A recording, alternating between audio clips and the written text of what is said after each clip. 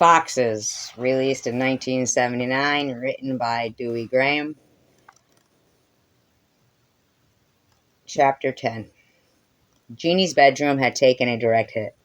Clothes lay splattered over every inch of furniture. Beads and blouses hung from the doorknobs. Jeans sprawled on the floor. Tennis sneakers, flip-flops, running shoes, leotards, high ankle sandals, nylon panties sprayed into the farthest corner. Hair flew as though in a firestorm. Voices all crackled and chattered and yammered at once. The girls were all there. Chaos reigned. They were getting ready to go out for the evening.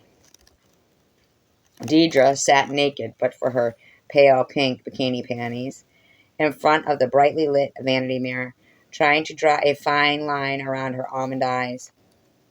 Behind her, Jeannie wriggled into a clean pair of panties and pulled on a t-shirt that had "Too many men, too little time" printed on it. She stepped into the closet and started handing clothes out to Madge and Annie. Emmylou Harris's profile album made a background rhythm to which Annie, in a burgundy leotard, constantly squirmed. Jeannie handed her a pair of pleated white linen pants and gave Madge an old blue and gray Hawaiian silky. As they tried the articles on, Jeannie stripped off her t-shirt and looked for something else. She pulled on a pair of tan zoot suit pants that she liked. Madge buttoned the silky up to her womanly breasts, but couldn't close it over them. Annie slipped on the linen pants and started hunting for the right pair of shoes. "Hey, Blaze Star, you better stop growing," Jeannie said to Madge. Deidre turned and gestured with her eye pencil. "Life just isn't fair. Everybody has boobs but me." She gave a little whining groan, passed her free hand over her slender, pretty, but small-breasted body. "Will I ever grow up?" she asked the mirror. "You can grow up without big breasts. You'll be a model," said Jeannie. "A real Vogue type." "Rather have boobs," Deidre sniffed, bending close to the mirror and going at her eyes again. Madge handed the Hawaiian shirt back to Jeannie, and Annie wriggled out of the linen pants and picked up Deidre's new Ferrucci jeans and tried them on.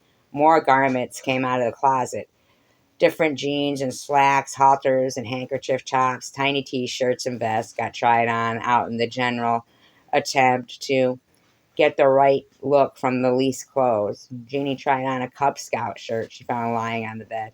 "You know, just so it's not someplace in the valley," she said, talking into the full-length mirror. "I'm thinking of somewhere up in the hills with a lot of light and avocado trees.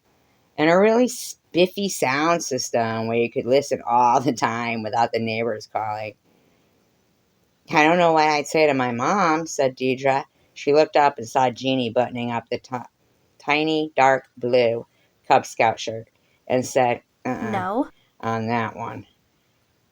"Wearing that with my Ferrucci's?" "Just tell her with the alimony she's getting. She doesn't get alimony anymore since she married Franklin," Deidre said, keeping her eye on the shirt. "She gets child support." "I guess." "You're the child, dummy. It belongs to you." Jeannie tossed the Scout shirt back on the bed and returned to the closet. "What about me?" said Madge. "My folks are still together." "Maybe they're about to break up," cracked Annie. "Go on, Annie, don't say that." What? Madge looked genuinely upset. Jeannie tossed her a pair of black Korean warm-up pants, which she pulled on. "Tell your mom you want a family unit," Jeannie said to Deidre. "You haven't especially got a family unit right now." "No, Franklin's not a family unit." Annie decided she liked the look of the white linen pants after all. "I don't want you guys going through this big number just because of me," she said, lying back on the bed and pulling the pants over her upraised legs. "What number?" Jeannie said. "Moving out, finding a place of our own." "It's not just you," Jeannie answered. "My mom would love it. She's all the time talking about she's still a young woman and all." Jeannie picked up the blue and gray silky that Madge had discarded, held it up, and decided to try it on. Annie looked over Deidre's shoulder into the vanity mirror. Oh no, I look like No. shit, she moaned, fluffing her limp red blonde locks. You do not, said Deidre, looking up at Annie's reflection for a split second, then returning to a study of her own face. Look at me, cried Annie, trying to punch the straight falling hair back over her ears. I lost my mascara, whined Deidre, digging around in her little plastic zip bag. Use eyeliner, came a voice from deep inside the closet. Jeannie was back down to her blue panties, having discarded another shirt, and was swirling around in the back of the closet. She came out with a chocolate-colored long-sleeve satin blouse, checked out the buttons, and slipped it on. Use eyeliner, but brush it on. You mess it up, and the whole thing smears all over your face. Madge sat down on the edge of the chair, facing Deidre. Actually, you don't have to tell your mom anything if you don't think it's a good idea, she said. What? Well, I'm not going to let you guys find some fabulous place and leave me out, Deidre said. Annie was sitting on the edge of the dresser, leaning sideways to work on her face in the mirror. Jeannie reached out a hand to her knee to steady herself as she pulled the zoot suit pants on again. Hey, you got your scuzzy hand on my white pants, Annie complained. Those are my pants. Well, I'm wearing them, said Annie with a righteous little pout. Madge, having settled on black fatigues, white mouth shirt, and a black vest, was as ready as she was going to get. She fussed among the piles of records, came up with Ladies of the Canyon, and put on the big yellow taxi cut. She grabbed a pack of cigarettes off the dresser and flopped down on the floor, leaning her head against the big leather chair. And put up a parking lot, came the sweet voice of Joni Mitchell. God, my folks, I don't know what they'd say, Madge said to the air. They never think I should do anything. She lit a cigarette. That you don't know what you got till it's gone. They paved paradise and put up a parking lot. The general din quieted a little. Deidre reached over, filched a cigarette, and lit it. Jeannie plopped down on the edge of the bed. Tell them you're staying over at my house a lot. Just at first, she said. Madge took off her glasses and stuffed them in the pocket of her vest. Sometimes they make me feel so incredibly juvenile. I hate it. Annie reached down and took the cigarette from Madge's fingers, inhaled deeply, and stuck it back in place. What I always thought about, said Jeannie, lying back on the bed, was a place with two windows, one on either side. She stared at the ceiling as though looking for holes in it, openings to the air. One with the morning sun where I could write, and a window for the afternoon where I could paint.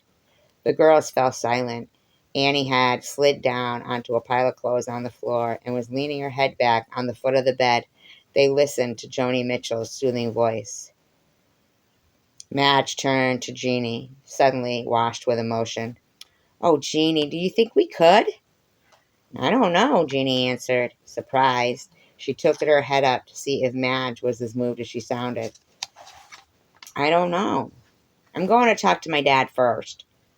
Mom, if I ask her for the child support, forget it. It grew quiet again. They listened to the music, spaced off into their own thoughts. Deidre scooted across the head of the bed and pulled the phone off the night table. Hello, friend. Hello? Could you give me the number for the Ralph's Market on Lancashire? I don't know. Deidre looked at the other girls inquiringly. Near Victory? A chorus of groans arose. Their eyes rolled as though all three pairs belonged to one head. I'm sorry. I'm having trouble hearing. Could you say that again? She reached up and scribbled the number with her eyeliner on the edge of the window seat. She hung up, lifted the receiver again, and punched out a number. She gave them a purposely blank stare, then propped the elbow of her phone hand on her bare thigh and concentrated on her foot. Hello. May I Hello. speak to Greg, please? Well, yes, it is. Yes, of course it's an emergency. I'm calling from the hospital. The girls could barely suppress their moans. No, but pretty serious. Not really, but pretty. Yes, I'm his sister. Thank you. Mm-hmm. Snickers and snorts. Deirdre pointedly ignored them. She waited. Hello? Is this Greg? Hello, Annie friend. made a dying gurgle and fell over sideways. Deirdre Oh covered my the phone. god. I promise you, I'm capable of homicide, she hissed. I know you don't remember me, but I was in your store today. Huh? Oh, Deirdre Tompkins. I just bought a little container of yogurt. Yes, that's right. Jeans and a white blouse with a lace collar. That was Mexican lace. She laughed a phony, tinkly laugh. A flock of groans rose up. I'm surprised you remember. Another little tinkle. Ugh, went the girls loudly in unison. They were getting genuinely grossed out. Deirdre plugged her open ear with her finger and pressed on. I'm I'm sorry to call you from your work, but I am faced with a difficult problem. You see, I had these 2 tickets to the Creature concert for tonight, but I lost them. And I thought maybe I dropped them at your cashier stand. You haven't? Oh, drats. Drats, said Annie from her position on the heap of clothes. I mean, I looked through my purse and everything. I mean, like, let me just look again. Oh my Oh my God. god. Am I embarrassed? I don't know how to tell you this, but I feel so stupid. I just found them in my purse. Do you believe that? I mean, I just told my date. He's not my boyfriend or anything, just my date. I told him we couldn't go, and he's gone down to Newport Beach or something. What? You do? Oh, God, Greg. Well, I don't know. I mean, if you would like, but Mm-hmm. you hardly know if you would like me or anything. For Christ's sakes, just shine him and get off the phone, said Jeannie impatiently. No, that's quite okay, Deirdre chatted on. I'm getting there in a car with some of my dear friends. But I could meet you in the lobby. Mm-hmm. The Santa Monica Civic at 8. Wonderful. Yes, Greg. Goodbye, Greg. She got off the Goodbye. phone and fashioned a look of smug triumph as she looked up at the girls. Deidre, you geek. What are you going to tell Bobby? Madge was mildly appalled. You broke a leg? Beaming a defiant smile about the room, Deidre nonchalantly punched in another number. Hello, Mrs. Koch? This is Deidre. Very fine, thank you. Yes. Can I talk to Bobby? Huh? Oh, he's left already? Where? What? Well, it's too early. To get his car washed? Yeah. No, that's cool. Yes, yeah. We're all meeting at the concert. Thank you. Thank Thank you, you. Mrs. Koch. She hung up, a stricken look clouding her face. She put a hand over her mouth. Oh my god. Too bad he cleaned his car before all the bloodshed, deadpan Jeannie. Deidre catapulted off the bed and rushed for the closet, snatching up the Cub Scout shirt on the way. I gotta change, she said. She took a look at the cutesy little blue shirt and tossed it aside. One by one, the other girls stirred into motion. Chapter 11. Lit up like the alien's flagship in Close Encounters, the Santa Monica Civic pulsated under the convergent onslaught of several thousand kids from around the Los Angeles basin. They were stoked. In vans and jeeps and panel trucks, old wrecks and their parents' new Detroit pigs, they charged through the narrow entrances into the vast concrete parking lot and found empty spaces. An old black Ford pickup rocketed into a slot at the north end of the lot, the doors flying open as the aged vehicle shuddered to a stop. Jeannie popped out in her cocoa-colored satin shirt, then Madge in black on white, then Annie in her white pants and a burgundy camisole. They looked back, waiting for Deidre to unpack herself. She oozed out of the truck, presenting herself to the night air. She was a creation. Red Indian gauze harem pants, stuck in high-heeled fry boots, a pale salmon Dior silk blouse open to the navel, gold hoop earrings, and about a pound of hanging jewelry, the original Cub Scout outfit, as well as two other increasingly boutique ensembles. Turned out to be the pits, Deidre had decided. You look weird, Annie offered as they trooped towards the main entrance. My mom likes this look, Deidre countered, checking to see if her cream silk sash was straight. That shows where your mom is at, Annie said with a roll of the eyes. She changed course to avoid a sandaled foot stuck out by a boy lounging with four other louts on the hood of somebody's big car. Got a ticket you want to sell? Drawled the boy, very laid back. The girls walked on by, ignoring the seedy group. The same boy with a mass of untamed black hair, bristly gypsy mustache, and one gold earring tried again. Want to buy some loot? The girls just kept walking. Anything you want, baby, he called. Not from you, slime, Annie called back without turning her head. No. Hoots of laughter exploded from the boys. Dykes, shouted the gypsy boy. The other lugs picked up the cry. Hey, Butch, check the bulls. Jeannie stopped, shouldered her bag, and threw her arms open to Annie. Baby, she cried. Sweetheart, cried Annie in return. They kissed each other passionately on the lips. Madge and Deidre came running, holding their arms out in a limp-wristed manner, and joined the embrace. We're in love, cried Deidre. The boys loved it, howling and whistling. The girls turned their backs, linked arms, and twitched their asses in disdain as they stalked away. They raised their heads, got in stride, and marched off as one, a sophisticated bunch. They stepped over the trampled pink geraniums and got in line outside the lobby of the auditorium. They inched forward under the lights as the security men, college types, opened all the girls' purses at the door. At the next turnstile, they gave pat-downs to all the boys. After much grumbling and what seemed an eternity in line, the girls passed into a lobby that looked like a Midwest airport lounge. Wall-to-wall royal blue carpeting stretched to the fake maple-paneled back wall, against which stretched a row of Naugahyde couches, gashed and mended with tape. The girls moved casually through the crowd of mostly teenagers, looking coolly straight ahead as though the place weren't crawling with boys. In fact, they took it all in. The mix of normal-looking jean-clad urban kids with the yeastier disciples of punk, all leather and satin and torn t-shirts, safety pins through the nose, ghoulish kiss makeup, fright wig haircuts. Where you guys been? Jeannie's friend Scott appeared out of the crowd, rushing over to them, plainly pissed. Good evening, Jeannie said Hello, with a friend. pleasant smile. The first group is on, said Scott, turning halfway and letting his eyes wander over the crowd while he talked. I see you got the ticket, Jeannie said, again in her sweet voice. She knew they were late.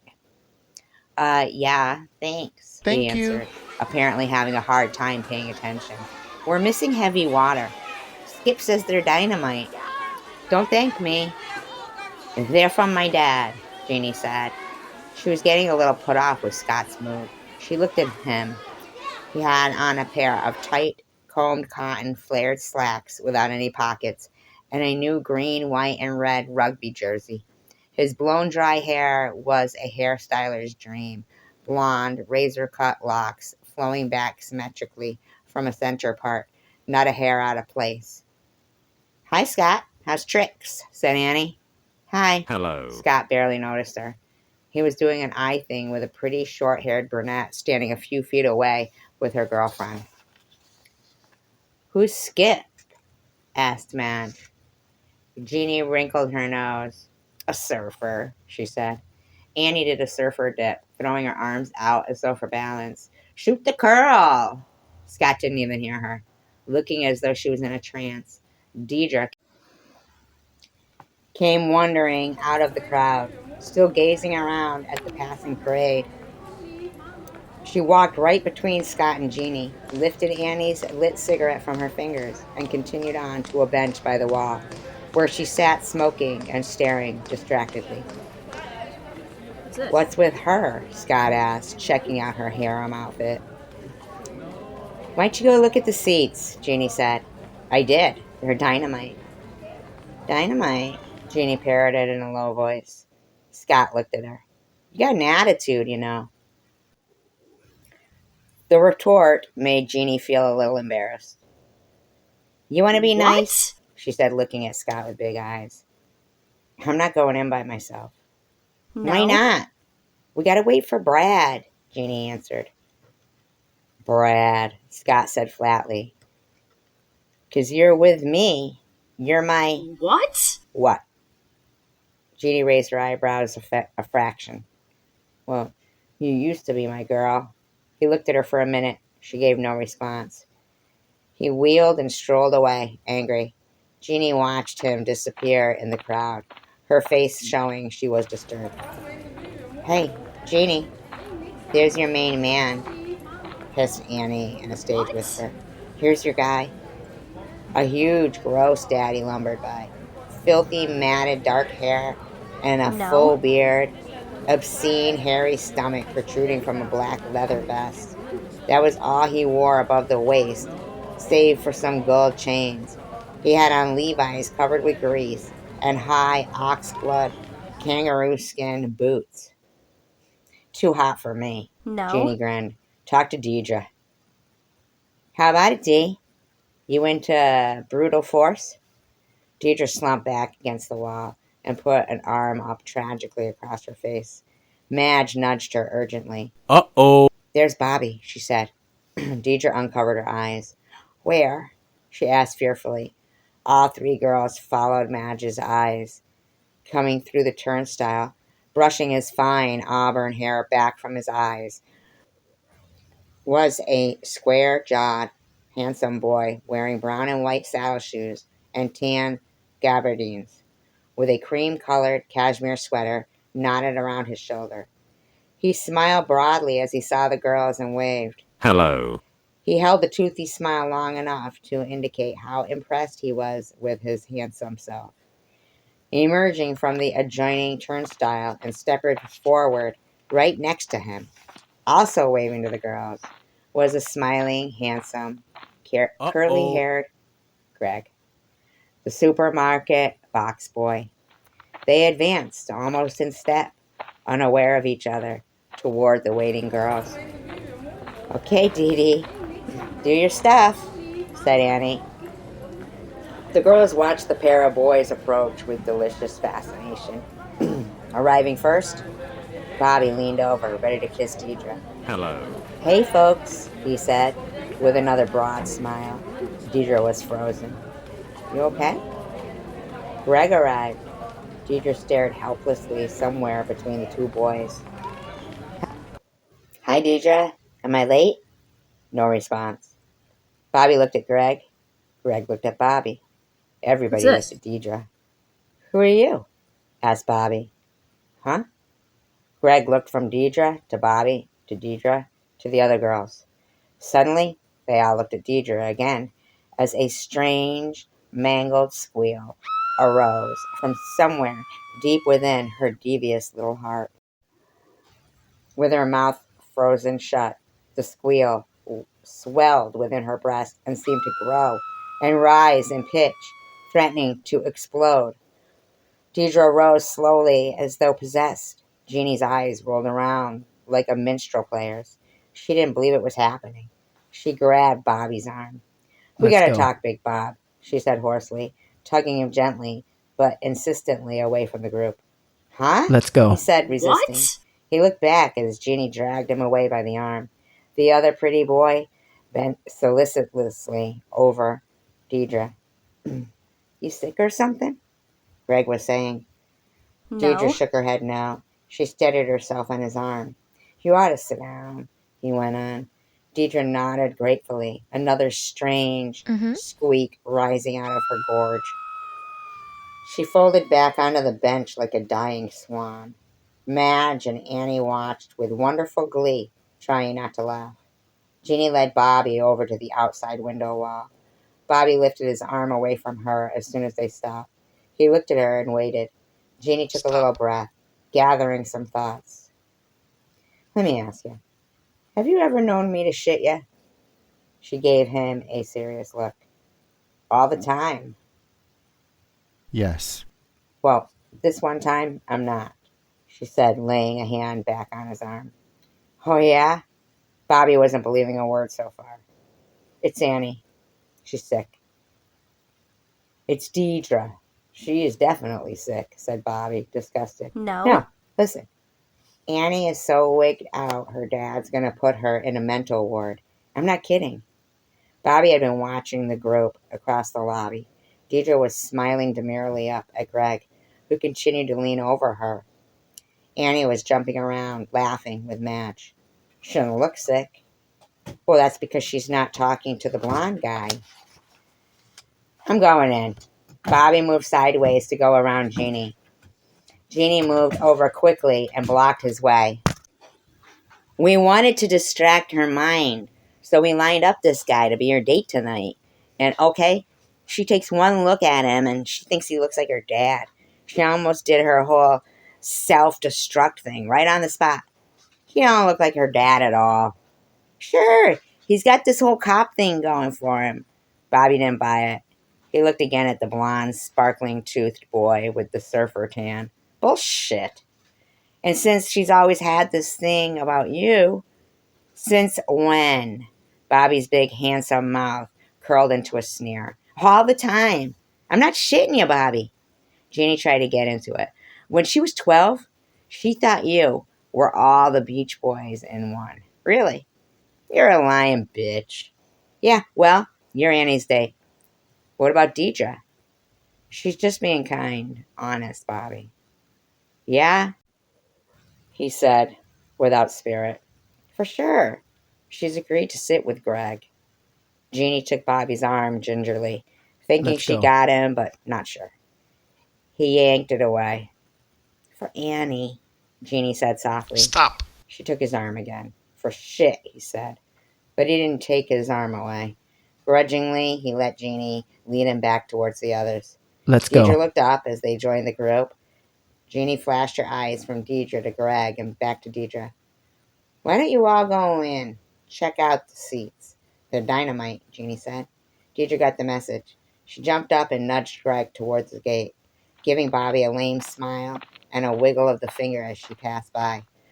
Bobby was sizzling. He tried to take a step towards her. Jeannie held onto his arm.